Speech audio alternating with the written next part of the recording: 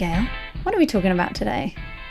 Oh, you know, that thing we all do every night called bedtime. No! The moment where everything goes crazy? Yeah, that one. Hi, I'm Elle Kwan and I'm your host of the Hand in Hand Parenting Podcast. We're a non-profit based in San Francisco and operating globally. Join us here every week as we decode children's difficult behaviours, one parenting challenge at a time. And I'm Abigail Wald, founder of realtimeparenting.com and a certified hand-in-hand parenting instructor. And together, Elle and I are going to take a look every week at just one facet of our lives as parents and as children, just taking a look at the world of parenting through the hand-in-hand parenting lens, and also just understanding what we all deal with and taking a look at some hand-in-hand parenting ideas that we can bring to the occasion. So one thing we do definitely all deal with is bedtime. It is a non-negotiable part of parenting. How's it look like in your house, Abigail? Well, now it's really awesome, but I'm going to be really honest and tell you that I absolutely sucked at bedtime. No, I'm serious. Like when I was a new parent for the first couple of years, bedtime, not even just bedtime, like nap time, like literally anything to do with sleep brought me to the brink of insanity. I was horrible at it. Like absolutely horrible. But there you go. I said it. Gosh darn it, I said it. I think we've all had moments like that, certainly. But why does it feel so hard? You know, I think for me personally, I was so exhausted from parenting that the idea that like I wanted to sleep and the person that needed to sleep was refusing to sleep felt like this unbelievable injustice to me. Yeah. You know? How about for you? How was bedtime? I totally feel that, that part of you that's just aching to get on. You've spent your whole day putting everything you've got into the day. I think that is the moment, you're craving your own time back at bedtime. You have this, maybe it's set in my head, okay, this is bedtime. And after that, I'm free. I'm free to go do my washing or go veg out in front of the TV if I have some time, or go answer all the emails that I've ignored all day. And yet it seems it triggers you so that it feels like they throw you these curveballs, that stop you achieving that goal. Yeah, and it's so interesting, right? Because this is the thing about bedtime is like, again, from a hand-in-hand perspective, we're kind of always looking at this idea of connection and disconnection. Right? And so it's that moment in the day where our kids need us most. They're gearing up for like one big fill, because they've got what's almost like this desert of connection ahead of them, especially if they're sleeping in another room, right? There's actual physical separation often and emotional separation, and it's a really long break between nighttime and morning. And for us, we are like, we cannot wait. Yeah. You know what I mean? We cannot like wait that. to disconnect. Yeah. It's like that Purdue oven roaster pop-up, where it's like that thing has popped up and you are just like out of there, right? And, it reminds me of, when you're dating and somebody starts to pull away, right? It's like the reaction that you have isn't to be like, oh, okay, well, I guess I'm going to go do something else. You're like, wait, where is he? Oh my God. Or where is she, right? Why isn't she answering my text, right? And it provokes actually anxiety, which provokes that kind of holding on even more. So it's almost like this visual of like us trying to extricate ourselves from the room, right? Like, and they're like holding on with like tentacles, and this is and that's where, what it can feel like. Recently I saw this meme and we put it on Facebook and it resonated so well with parents because I think we've all been here, but it's that moment that you announce bedtime. I think this meme said, there is no thirstier child than one who has just been told that it's bedtime. And it's so true. That's when they kick in with, can I just have another glass of water? I just need my special toy. I'm hungry. Yeah. And it's so funny because I think as parents, we really get caught up in the specificity of the request. Like, you already ate, or I've already given you water, or whatever, right? But this is the thing, is really, I think what they're really saying is, I'm not ready yet. I need something. Something feels incomplete in me.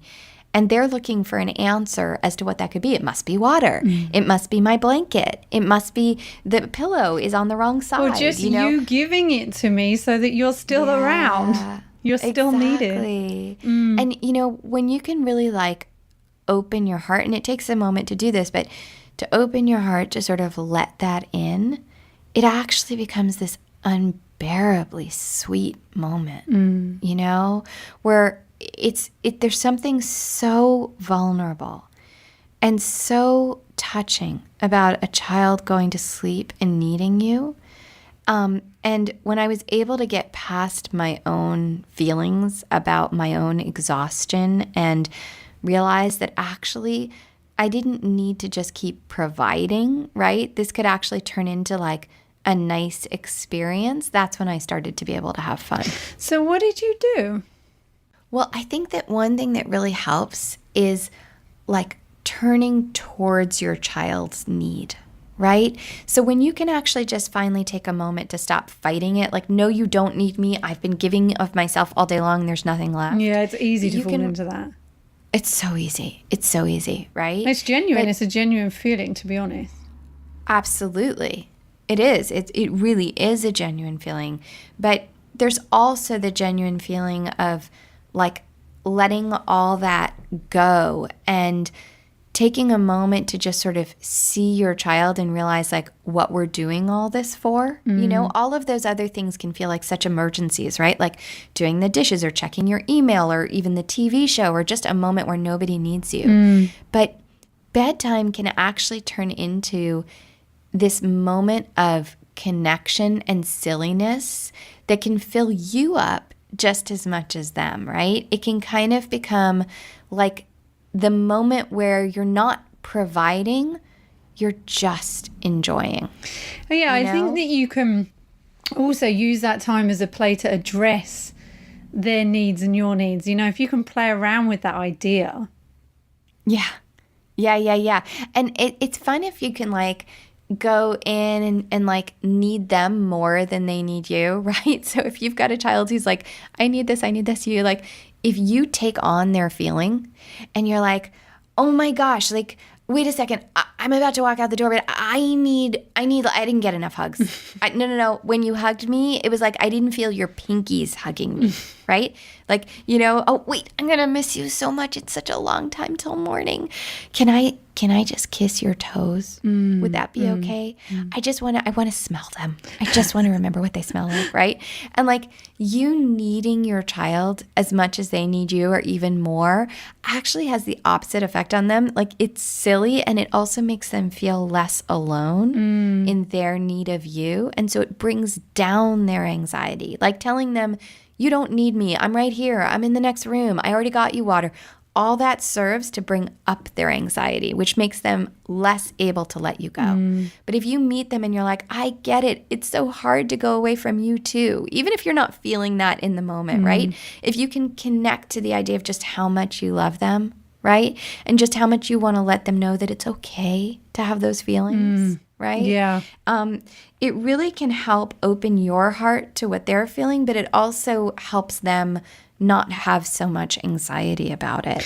So play listening, we call it play listening. So kind of like looking for the giggle, what's going to help your child giggle? And, giggling like offloads fear in the same way that, crying can. And so giggling and not tickling, okay? Because tickling is actually a whole other subject. In fact, we can do an episode about that. Yeah.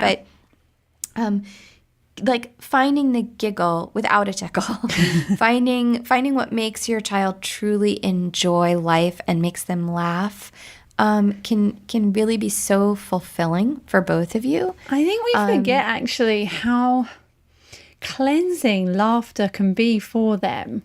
Like we had such a terrible day the other day after school. My son just came home and it was like he was I don't know what had happened. He was riled up. He was gearing for a fight. You know, he was really kind of showing me this need that he needed me. And I tried, you know, I recognized those signs. I was quite proud of myself. I recognized those signs. You know, we had a snack, we connected, we played. And he still, as soon as that play ended, he had a bit of a cry. We weren't done. There was still something bothering him. By dinner, you know, I was getting the full throttle. I hate yous. I'm in the middle of, you know, deciding what I should do. Like, well, are we going to set this limit around dinner? How's my daughter feeling? This is meant to be a nice family dinner. That's what we get stuck into in my head. And then all of a sudden, my daughter, she chomped down on her tongue. It was a really big one. She cried her eyes out. And at that moment, I just thought, well, I knew this was going to happen. I'm not cut out to be a parent. I can't do this. But I think for me reaching that low and then reaching that low, I kind of got this reset. And I thought, you know what, I can't remember really laughing like crazy for a long time. You know, if he's not going to eat, well, our dinner's over at the moment, you know. Let's move into bedtime and let's play something. And luckily enough, I guess, I had read something just that day about some go-to games or something. And there was one called Squishes. And you basically, you know, he was on the bed and you kind of over him you're on all fours and you basically count down and you go squishy and you almost like fall on him. Oh, that's so funny. I've never done that one. I want to go do that. Oh my gosh. It was just, I mean, talk about instant. He was open to that, you know, after all of this screaming, all of this fuss and all of this just kind of feeling that he was carrying around, he was up for that play, right? And he took that play and he made it his own. You know, after a while, he wouldn't let me squishy him. He would have to put his feet up and kind of knock me back, which he also found hilarious. And then after that, I would squishy him and he would dive out of the way just before I landed. And I kind of had to pretend like, where's he gone? You know, and then he would jump on me and squishy me. And, you know, awesome. We played for quite a long time. He was out in the living room doing it. He wanted to show his sister this new game, you know, and it was just brilliant. And that night, I just felt like he deserves this. I don't know what he had been carrying around all day. But the surprising offset of it was that when he went down, you know what, when he went down, we had that moment of quiet, you know, and he said, Mum, are earthquakes real?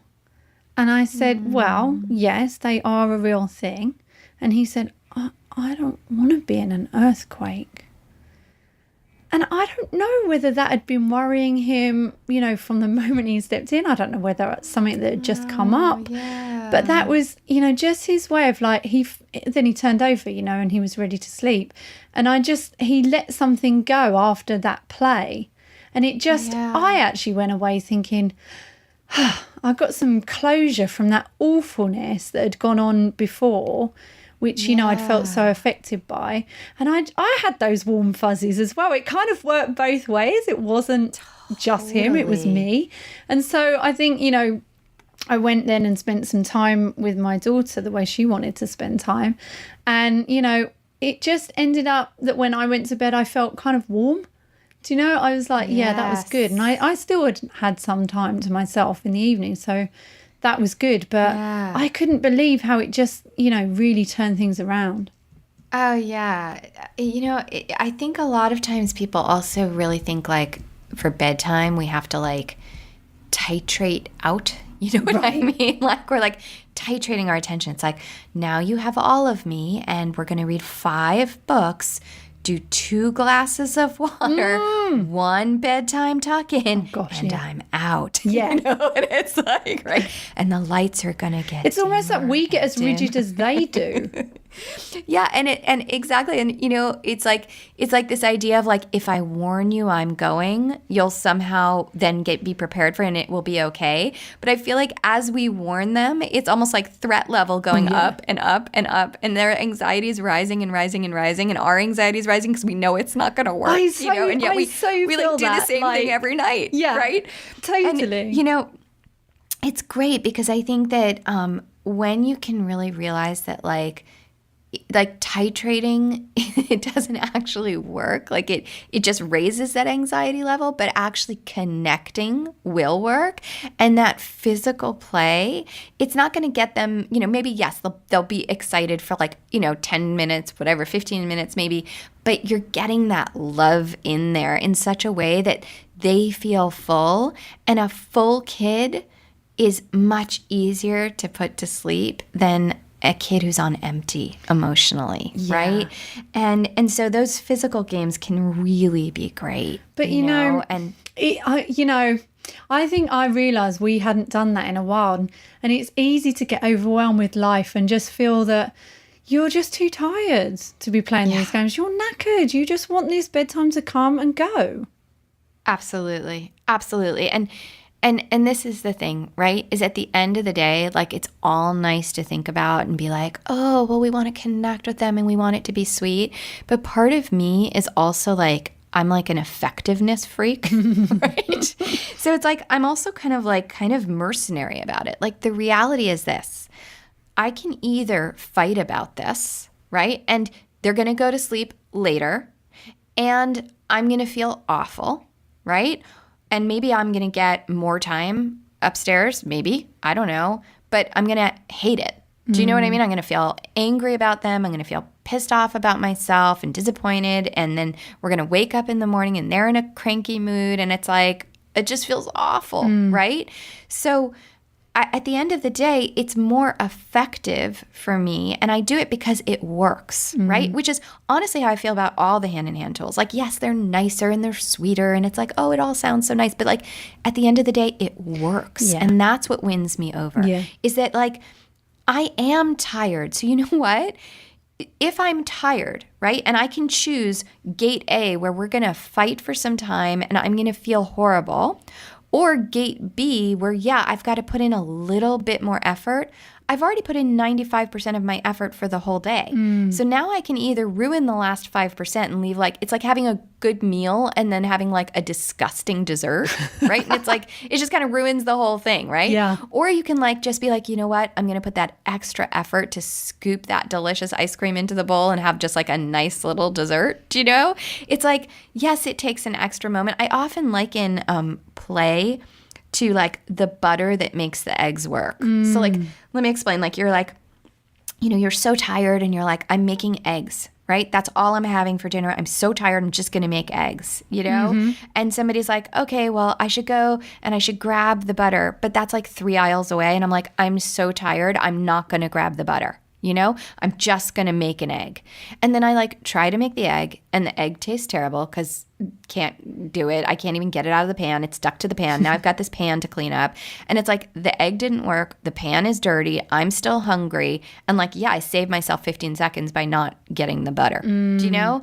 But it's like if I can take that extra moment to remind myself that the butter is what makes the eggs work, the play is what makes the bedtime work very often, right? And it's not going to be always the case. There are going to be kids with, some big fears, some separation anxiety. Sometimes you'll have to set a limit around bedtime. Sometimes we'll be doing stay listening. It's not the be-all, end-all answer, but it works so much of the time. It's like maintenance as well, Yeah. When they can expect that time, bedtime's not a time to be feared, I feel like. That's absolutely right. It's not the time you're going to pull away from me and, threaten me with titration I'm supposed to enjoy and get myself prepared for, right? It's actually the time you're going to give me your love most of all. It's the time that's sweet. It's kind of knowing, I think if you can mentally prepare for that as well, it's helpful. Ever since that night, I've kind of prioritized play a bit more. And, I felt soothed myself when I was thinking, okay, well, we're going to do this after dinner. Would it work to just, we're going to have showers instead of bath and that way we can play? Wasn't anything I announced to them. We just did it. But it took down my own anxiety that, I wouldn't have enough time that night or, But what I'm also seeing is that with this play, it's like, it doesn't always have to be that drawn out, when it becomes regular, it's kind of you're boosting what's already there, the good feeling that's already there. Yes, absolutely. And, often for me too, like I'll go down and it's not even necessarily always rough play and it's not always a game, I mean, my kids are older now. And, we did a funny thing where we actually had like sort of jiggered the house a little bit, and we had gotten the kids big boy beds, and they actually decided they wanted to push their beds together, that they didn't want to be separate. And I have to say it's like the greatest thing that ever happened, because ever since then, about 2.5 years ago, I go down and they're kind of old now. They're like 10 and 8, almost 9. And I go down and I lie down in between them. And, obviously this won't work with every physical family setup, right? But I lie down in between them. And, you could certainly do this in a den or a living room or even on the floor, create like a nest area where the family can do this, even if you have separate rooms. Just one idea, right? There's, so many different ways to handle it. But what I love is that I lie down there and we just tell each other stories. We play word games. We, sometimes I'll have them pick like, they like to pick an idea like, Mom, tell us a time you were like so embarrassed you wanted to die. You know what I mean? Or which I'm sure there's plenty. Yeah, right. Tell us like your biggest failure ever. Tell us, nice. Your favorite date. Tell us like, they'll just pick stories and then we'll share stories of our lives, or. It's such a nice way to kind of seal the day on a nice warm high. Yeah, it's so sweet. It's so sweet. My husband started making up this like serial story that he tells them about a mouse named Joey. So they'll like sometimes clamor for a Joey, and it's become actually like, and I'm telling you, it was dreadful. So you said you were horrible, but you're not still horrible at bedtimes. No, it's actually my favorite time of the day now. Are you kidding me? No, I'm serious. I literally look forward to it. Like I want now to do bedtime because it's my one time in the day. I'm so full of adult things that I need to do all day long, Make sure this gets done, make sure I'm like budgeted time-wise and make sure this happened and make sure that happened. And it's like I've now realized that instead of like getting them on my adult schedule, this is actually my chance to be a kid. It's my chance for me, like very selfishly, it's my moment to lie down and just wonder for half an hour, to let it all slip away, to just lie there and bathe myself in like love and giggles and laughs. And it's been one of the most soul renewing things to just completely surrender to that. So it's like your daily practice of play. Yeah, it's become like this golden hour. And it is a time like what you said, where they'll come out with things, especially as they're getting older, now they're in the world all day, right?